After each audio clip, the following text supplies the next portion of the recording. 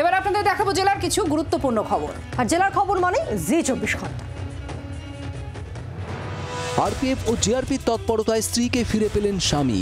স্বামী ইমরান খানের সঙ্গে ঝগড়ার পর বাড়ি থেকে বেরিয়ে যান সুন্দরবনের বাসন্তী থানার খানপাড়া এলাকার বাসিন্দা স্ত্রী পিঙ্কি সর্দার। রাতে ক্যানিং স্টেশনে অসুস্থ হয়ে পড়েন তিনি। স্টেশনে অচৈতন্য অবস্থায় পড়ে থাকতে দেখে পিঙ্কিকে উদ্ধার করে আরপিএফ ও জিআরপি। চিকিৎসার জন্য নিয়ে যাওয়া হয় ক্যানিং মহকুমা হাসপাতালে। ফোন নম্বর সংগ্রহ করে রেল পুলিশের তরফে পিঙ্কি সর্দারের বাবার বাড়ি ও শ্বশুর বাড়িতে খবর দেওয়া হয়। বিস্তর খোঁজাখুঁজির পর রাত 11টা নাগাদ রেল পুলিশের ফোন পেয়ে স্বামী ইমরান খান ক্যানিং মহকুমা হাসপাতালে হাজির হন। চলছে উচ্চ মাধ্যমিক পরীক্ষা, তার মধ্যে স্কুলে গোখরো সাপ। পরীক্ষা মাথায় ওঠার জোগাড় পড়ুয়াদের। জলপাইগুড়ির সুনীতিবালা সদর উচ্চ বিদ্যালয়ে এই কাণ্ড ঘিরেই হুলস্থুল। খবর দেওয়া হয় একটি পরিবেশপ্রেমী সংগঠনকে।